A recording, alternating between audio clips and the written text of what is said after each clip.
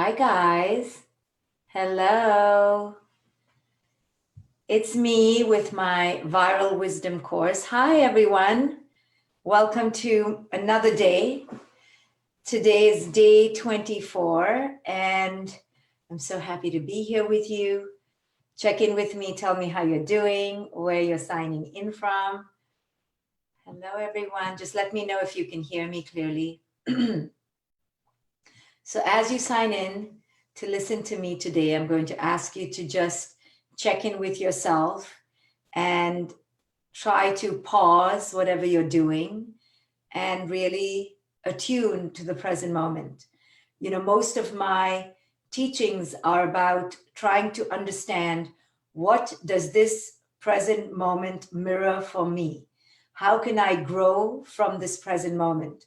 And in order to reflect on this, we have to take a moment to reflect. And most of us are rushing so much in our lives that we never really stop to pause. So, to listen to me, and to really understand and let the teaching seep in, I'm going to ask you to pause.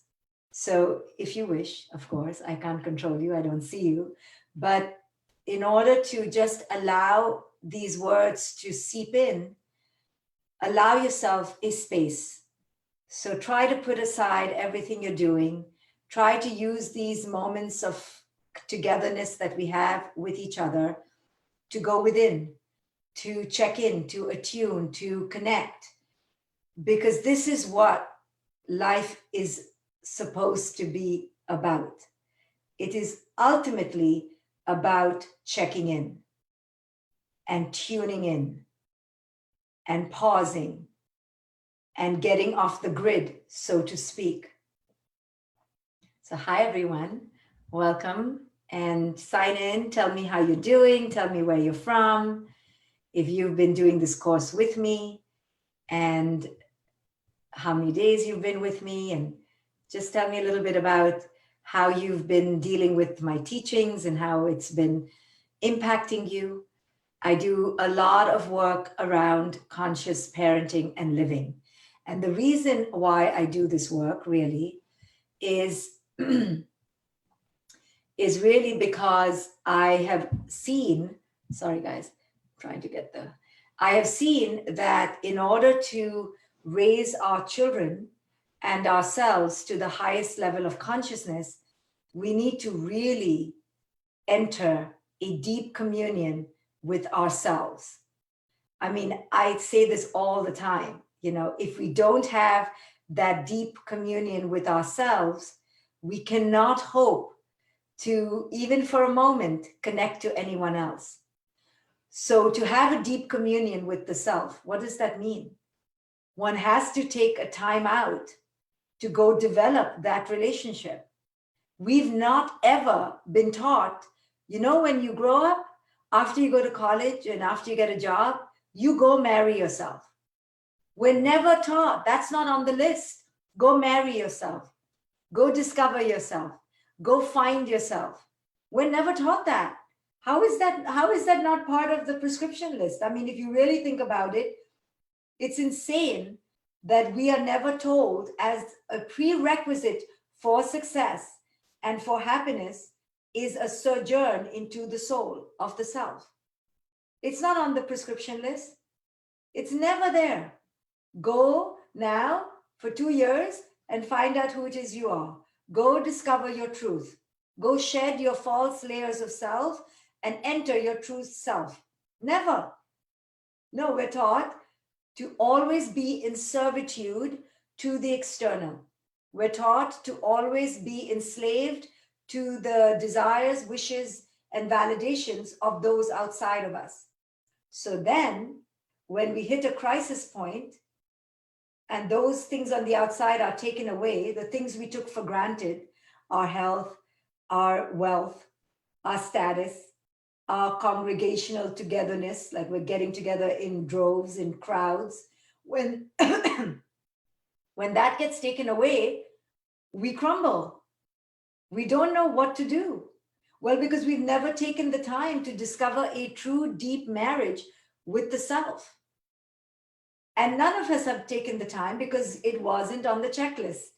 It wasn't told to us that this is what is a damn near mandatory obligation to live this life. Before you're 30, you spend 6 months on your own. Before you're 40, another 6 months, right? And you keep adding in every decade a 6 month period where you go internally. Culture doesn't allow for it. It's not on the checklist. It's not looked at as a valuable, valid option, and so we ignore it. But if you really pause right now to think, how is it that we've spent our whole life till now and never truly gone within a retreat within the soul, not a vacation, a touristy vacation where you're drinking Bacardi on the beach. No, that's not what I'm talking about. That's escaping. That's distraction. That's denial. That's noise. That's numbing.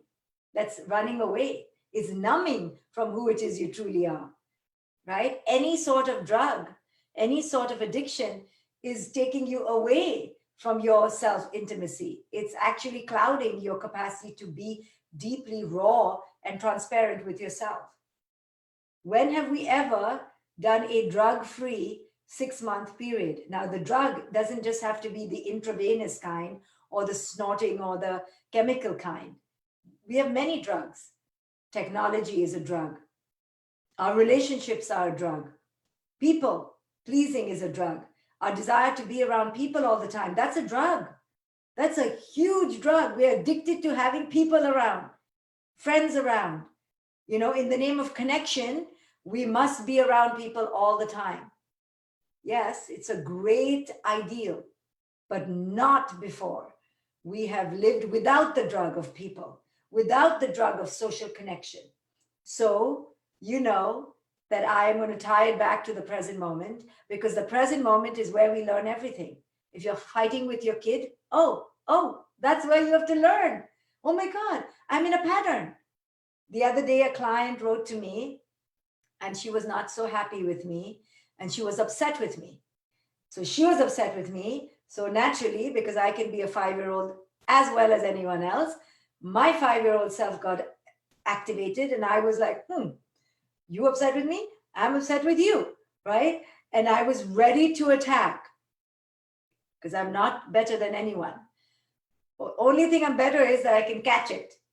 So while I saw the ego rise, I couldn't stop it. But as the ego was about to come out of my mouth, I could stop it. And I realized, oh my God, this is the pattern. This is the pattern. So every moment in life is not a moment, guys. It's not a moment. It's a pattern. It's not just happening because of Corona. It's been happening. You don't just not like your kid now and you're fighting with your kid now because of Corona. Yes, Corona is kind of like the evil, witchy stepmother that's put the last, key in the lock and turned it to anger and frustration. But Corona is not to blame. Whatever you're seeing right now is the pattern, is the pattern, is the pattern, is the pattern, is the pattern. So this moment is the pattern. And what is it the pattern for? I mean, it's so clear. Is a pattern to detoxify from the drug of society, from all the drugs of society. Social distancing. Oh my God. What an amazing thing to teach us. Social distancing. Now it feels terrible because it feels it's the antithesis of social connectivity. Not true. It's not. What it's saying is, in spiritual terms, what I am taking it to say is that it's telling you distance from the drug of social conditioning, distance from the drug of social addiction, dependency, need. This is an amazing opportunity to become finally and beautifully attuned and in tune with yourself, which should have been on the checklist after college. And it should have been on the checklist after every child. And every 6 months is a honest and deep self-appraisal, honest and deep entry into the soul. And your marriage to the other should have a contingency. Depends what I find out in my last self-exploration. So this marriage with you is always contingent. It isn't death do us part. It's death do us part of the death of the ego do us part. And if my ego dies, I don't know, I may part with you too. Because as I part with that ego, I may part with you too. It should be, once I discover who I am in this thing, we will reevaluate, right? Every decade, there's a reevaluation. How can there not be a reevaluation? Think about it. The only reason there's no reevaluation is because you're not doing a self-evaluation. If there's no self-evaluation, no need to reevaluate anything, right? But technically, everything is a re-evolvement and a re-evaluation. But if evaluation, self-evaluation is not on the damn list, then then we're just predictable, staying in the modicum of the ordinary, in the middle of the lane, safe, complacent, and comfortable. Well, except for the corona. Corona came and messed it all up. So we were like so good in the middle of the lane, so comfortable, so padded, so with our addictions. We had the bottle of self validation through others over here. We had the bottle of belonging to others here. We had the bottle of being terrified of breaking traditions here. We had all our prescription bottles and we were doing just fine. And then this corona comes and it messes it all up. It takes out all our prescriptions. Right now, I want to get my self-validation through others. Can't do it. Can't get validation through others. I want to go to work and be all fancy in my corner corporate office. Can't do that. I want to look good. Can't do that. Can't go to the hair salon. Can't go to the nail salon. Can't go get Botox. What? What's going on here? Right? All my addictions are falling away. What the hell? And now I'm just with the people who I say I love the most. Now I have to like put my money where my mouth is. If I say I love them, now I have to like show it. What? I didn't bargain for this. So now you're beginning to see the shit hit the fan, so to speak, because the lid is off. All our prescriptions are being taken away. And the drug of social identification, the drug of social dependency, the drug of social, cultural is now finally, for a moment, disintegrated. And now you're forced to be in rehab, right? I've said this before. You're forced to be on a retreat to go discover who it is you are. So ultimately, the self-intimacy that has been lacking in our lives, it's here now. It's here. We've been running away. Guess what? And if it took a corona to come and make us come closer to ourselves, well, it took a corona. It'll always take something painful. We are not creatures who learn through joy. We're not. We're only creatures who learn through excessive pain.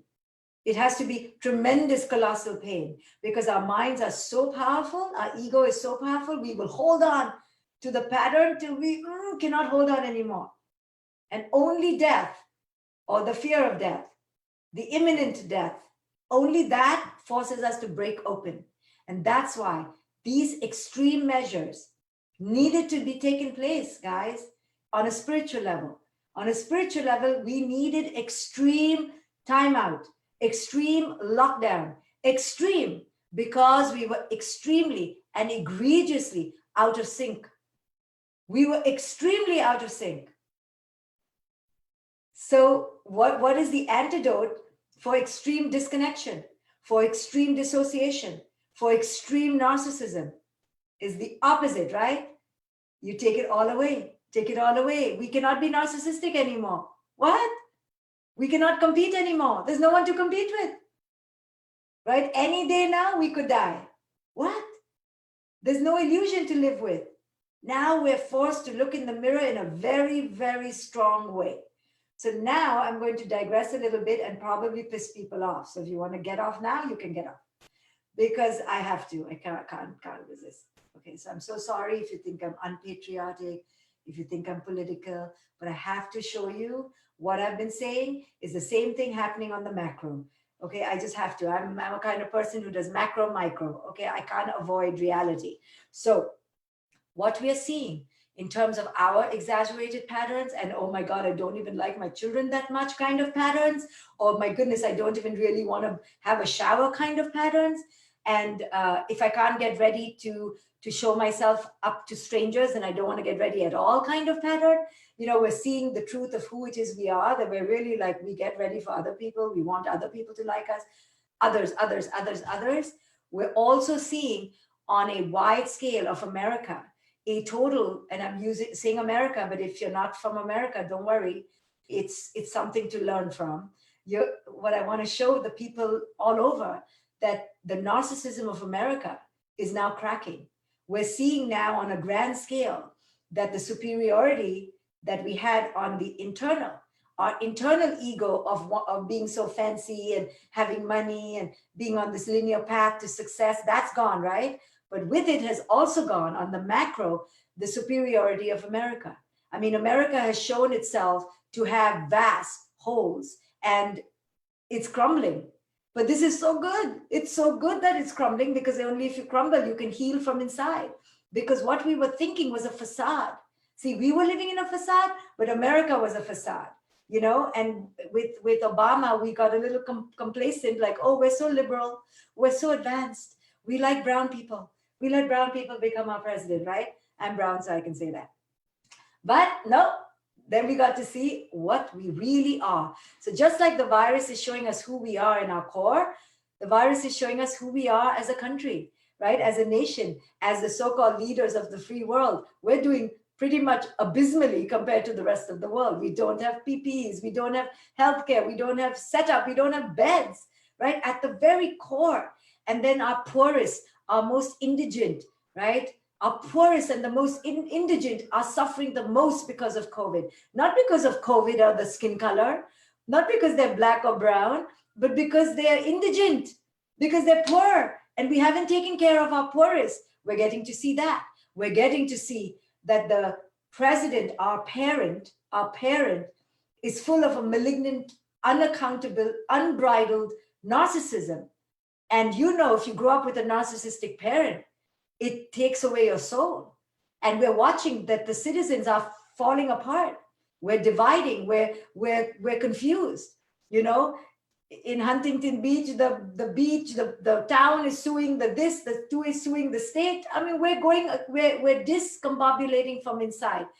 It's the same thing that's happening on the internal level. You see, now we're seeing who we really are. We're seeing our ego. I don't know about you, but I mean, I saw it the moment Trump was elected, but it's not about being Republican or Democratic. Understand what I'm saying on a symbolic, spiritual level. The malignant narcissism that each of us had in our own lives. And I'm telling you how it showed up. It showed up with our attachment to our hair color, for example, or us telling our children, pre-pandemic, we used to tell our children, do this, do this, do this, do this, because we know best. We began preparing our children for the SATs since 5th grade. And now no SATs, it's been canceled. So we used to yell and scream at our children, so to speak, that we knew what their future was going to hold. What malignant narcissism we've had as parents. All my talks about conscious parenting is about our malignant narcissism as parents, that we think we know best, we think we're in control, we think we can, move and command them to our will, we can punish them ad nauseum. Parenting in the traditional pre-pandemic, and I think it'll also be post-pandemic, paradigm is highly malignantly, insidiously narcissistic. Yes, it's all about control and fear. But now we're seeing, the country as a nation has malignant narcissism. And let me tell you, because I have to, I mean, America was founded on malignant narcissism, right? It was founded on narcissism, capitalism, competition, division, blood of the brown people, right? Blood of the native people, blood of the Africans. So that doesn't go away. It doesn't go away. You cannot hide a broken foundation. You can put bells and whistles and lots of Botox and lipstick. It doesn't go away. It always comes up. The pattern will always come up. And you're seeing the pattern, right? We may have had a few moments of bliss or great economy or great this, and we thought we were all that. And now we're seeing we cannot even put our sick into a bed. We cannot even agree on the basics. We were fighting within states. The other day I talked about the state of our mind, but then I was thinking about states of confusion. You know how we all as humans have states of confusion. And then I was thinking of the states of confusion within the United States of America, that every state is in confusion. You know, the Georgia governor is saying no lockdown, the California governor is trying to do something, the mayor is doing something else. You know, every governor is losing control because the states, the internal state and the states are in confusion, because the parent is highly narcissistic. The parent is not thinking about the soul of the children, and the children also, pander to the parent. So it's now a sick system. And we're seeing clearly that the leader of the free nation is really the leader of ignorance, right? It's the ignorance. And unless America heals the blood upon which it was formed, and how it took and took and took from the land and from the natives and from the black people, it will never move forward. You will see it will never move forward. So it is in parenting, right? In parenting, I tell parents, you can push your kid. Your kid could become a doctor or an engineer or a scientist, great push. But if their core is not connected to their soul, if they're not living an aligned life, it doesn't matter. It doesn't matter. So all of this is all reflections of each other, the micro to the macro, to the, the mayoral to the state. It's all connected. And right now in America, we have a pandemonium. And it's a pandemonium because it's been unconscious forever. It's been unconscious. It was birthed on blood. You understand? So if it was birthed on blood, how many ever 400 years later, there will be blood until you heal. So it is with us. So coming back to us, now, whatever you're seeing is not just is, it always was. So I love this saying by Krishnamurti, who's a sage in India, and he says, how it began is how it will always be, right? What he means is the foundation is the foundation is the foundation. And unless you go to how it began, you cannot end in a good place. If you don't understand what your core wounds are from childhood, you can't. The core wounds go with you everywhere you go, right? There's no escape, right? Pema Chodron's book, The Wisdom of No Escape, John Kabat-Zinn's book, everywhere you go, there you are, right? So now, in this lockdown, for the first time, this exaggerated, severe, powerful lockdown, we are forced to confront what always was. It's not here because our kids are home 24/7. It's not here because we don't have a job. It's not here because of the virus. It's here because it always was. And what is the always was? It's always who you are, who you have been. So now is a time to look in the mirror and go, no, it's not the virus. No, it's not the president. No, it's not the governor. It's who I always have been. And this is what you're seeing over and over. You're seeing maybe, oh, I always didn't have boundaries. Or I always was living in fear. I was living in the same fear before. Or I always needed the outside, right? Even when I had the outside world, I needed the outside world even more. So it doesn't matter that now the outside world is taken away. I was always needy. It's making you see who you truly have always been.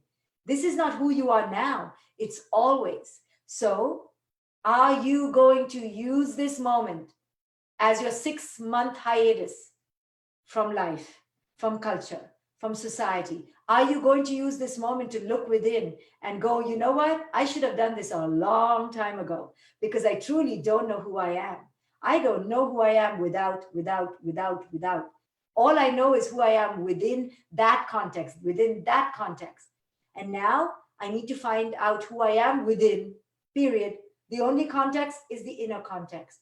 So are you going to use this opportunity to finally do what should have been on every prescription list of a happy life, of a successful life, a life that looks within, a life that is connected to who it is you are?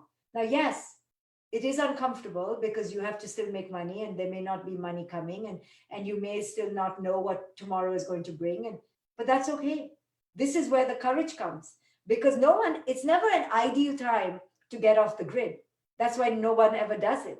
It's never an ideal time to say, you know what, I'm checking out. It's never ideal. And none of us would ever do it, trust me. Maybe at 75, when you're forced to do it, you'll do it because culture says you can check out of life after 65, But no one does it when they're capable and young and healthy. No one does it ever. So this is your opportunity now. to realize that this has been the missing piece. And this is what the virus is saying. Take it. You're scared of me, so now go learn about yourself. Go learn to find out about yourself. Take it. I'm going to be extra threatening, so you stay at home and you go figure out who it is you are, right? Spiritually speaking. And I'm not undermining the threat, and I'm not undermining the tragic deaths that have occurred and that we may all die. And I'm not undermining that I'm not scared that tomorrow I could get it and I could die. Sure. But we can't live in that fear of the what has already happened or what will happen. We have to just ask ourselves, what can I do in the now? Not now what, but what can I do in the now? And in the now, I have a choice. And the most clear, obvious lesson in all of this is self-intimacy. Self-intimacy, marriage to the self, self-discovery, sit with the self, self-solitude, self-quietude, self-growth, self-expansion. This is the clear spiritual lesson of it all. We've been sent home, but not the home of our four walls, this home. We're in a lockdown to get in touch with this home. The spiritual metaphors abound. I mean, it's so clear. We have to care about the essential workers, the essentials of life, not the non-essentials. We have to go on a lockdown, meaning we have to lock down on now who it is we truly are. We have to socially distance. Yes, distance ourselves from the social and cultural conditionings of lies that we've been inherited with and ingesting all our lives. Yes, this is the moment. The metaphors are right there. It's so clear. But now the choice is ours, whether we will execute, whether we will walk, whether we will take the right action. No one can tell you what action to take, because the action you're going to take is ultimately going to depend on the actions you've always taken, because it's always a message about self-worth and self-love, self-celebration, and self-intimacy. So if you're not doing any of those right now, it's okay. You've never done it. Don't blame the virus. Don't blame your children or your spouse. You've never been intimate. But if you are intimate, or you choose now to start, then you are declaring that this is the most powerful lesson for this period of time. So it's up to you, as I always leave you with a choice. But there's always a choice. Because sometimes we forget there's a choice, right? In our haplessness, in our tragic grieving of this tremendous pain, we forget we have a choice in how we want to experience this pain. It is uncomfortable for us all. I said in one of my talks that 75% of us is in PTSD. 75% of me is in PTSD. But I know I have 25% that will decide and determine how I want to experience the PTSD. I'm not taking away that this is tragic and scary and downright frustrating. But I am telling you that you are not stripped of your right in how you interact with it, in how you perceive it, in how you experience it. This is your undying choice. You will take it with you to your grave. If you want to execute it, it's up to you. But it is your undying choice. It was given to you with your birth, that you always have a choice in how you experience it. It could be crappy, but how you experience the crap is up to you. Whether you go to the crap and go, I want to see what this looks like, how this smells, what is it? I'm curious about this. I want to learn, I want to discover, I want to transform, I want to emerge different. Or do you just deny it and run away from it? Do you just fight or flight? Or do you lean in, invite, progress, instead of just regressing? This is your choice. Are you going to use this moment in time to develop a newfound, unbound relationship with yourself? Or are you going to simply stay the same, waiting for the malignant narcissistic leaders to tell us how to get out of this? You know, the point when every child realizes that their parent is not as functional as we thought, and it's now time to take the reins in our own hands. That point when the child realizes that is the point the child grows up. So the point that you realize that you cannot let the malignant, narcissistic, dysfunctional, toxic, unhealthy, unconscious leadership take leadership in your life anymore, that is when you will move from child and infant and toddler and teenager to true adult. Adulthood is not based on chronological years. It is based on your awareness that there is no one on the outside to depend on, and that you have to take the reins of your life experience in your own hands. While life may sometimes go out of your hands, your life experience is in your hands. And that is your unbridled freedom. It's right here in your hands. So, this is your choice. How you experience it is yours. No one can take that away from you. If you want to meditate with me, guys, I'm meditating on another page right after this in a few minutes. The page is facebook.com/groups/get superpowered. I teach meditation every day for free there. Come. Also, if you are a woman, this is not for men, if you are a woman and you're looking to join a community of sisters who are part of my world, like-hearted, like-minded, always there to support you, then you may want to join my Luminous community. It's $25 a month. You can join from anywhere in the world. I show up almost every single week with teachings. We have a Facebook page of incredible support.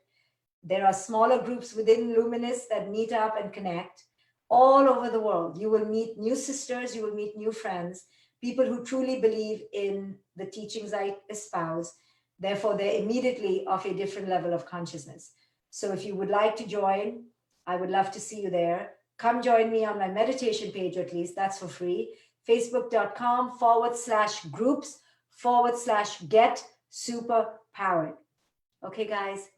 Thank you. I will see you all here in the near future. Bye, guys.